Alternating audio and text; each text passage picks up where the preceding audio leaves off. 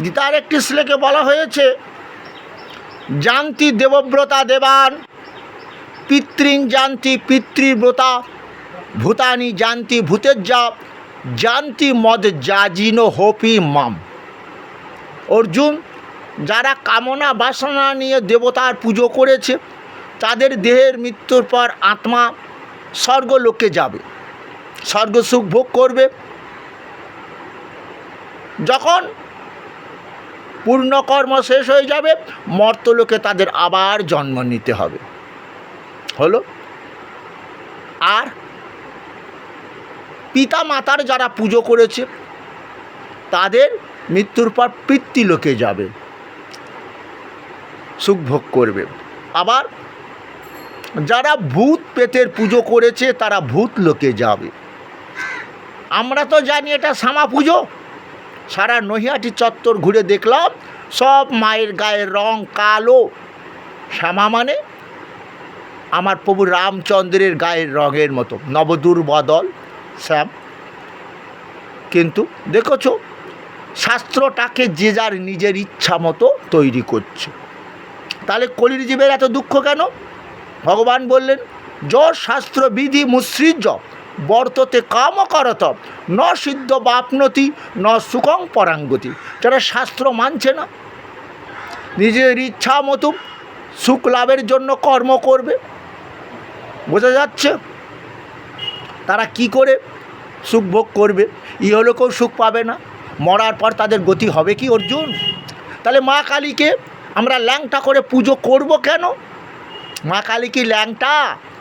যখন মা দুর্গা রক্তবীজ অসুরদের যুদ্ধক্ষেত্রে এলো, তাদেরকে ত্রিশূল দিয়ে আঘাত করলেন, রক্তগুলো মাটিতে পড়ে, নূতন ওষুধ তৈরি হয়।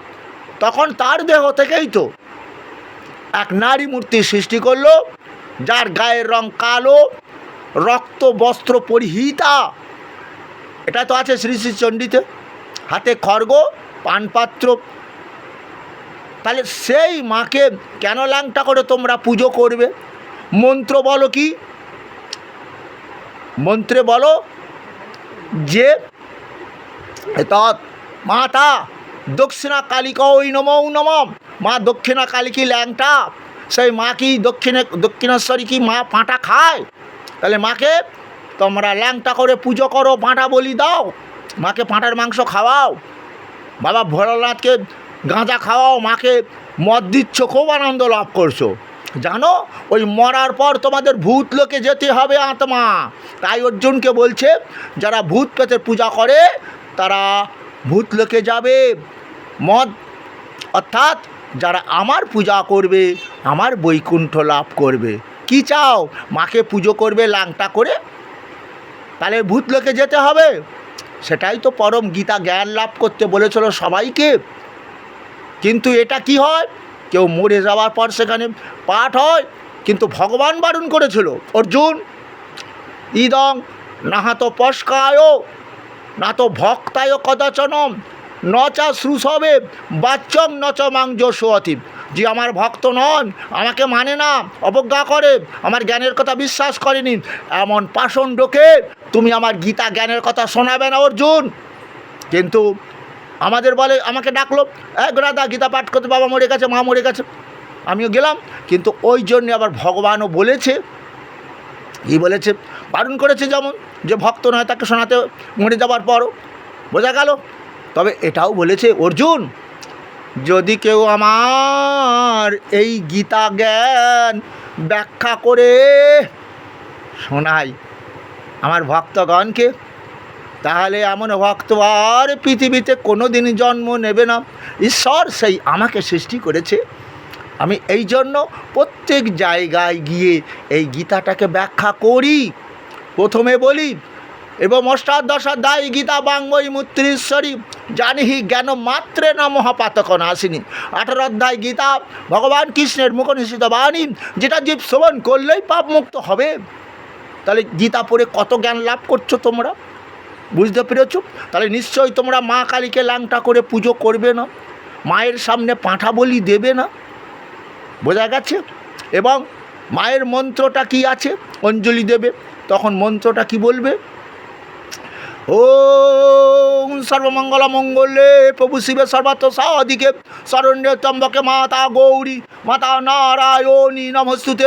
ওম সৃষ্টি স্থিতি বিনাশনাম শক্তিভূতে সনাতনী গুণাশ্রয়ে গুণময়ী মাতা নারায়ণী নমস্তুতে। সৃষ্টি স্থিতি মানে কি?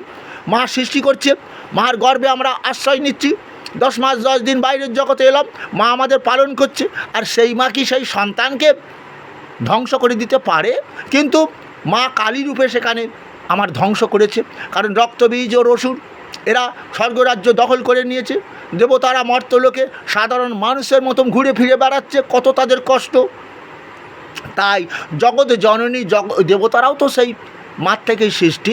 হ্যাঁ, তাহলে সেই মা কী করবে?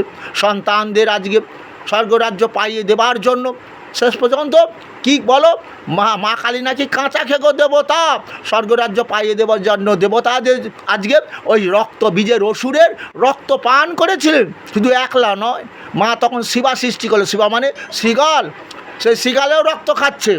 বুঝতে পেরেছো? তোমরা দেখেছো? তাহলে এই জন্য বলা হয়েছে সৃষ্টি স্থিতি প্রলয়। তিনি সৃষ্টি করছেন, প্রলয় করছেন। এটা তো কোনো সন্তানকে প্রলয় করে না কোনো মা। বোঝা গেছো? তাহলে রক্তবীজ অসুর হবে না, দেবদেবতাদের সম্মান দেবে, গীতা ভাগবতকে সম্মান দেবে।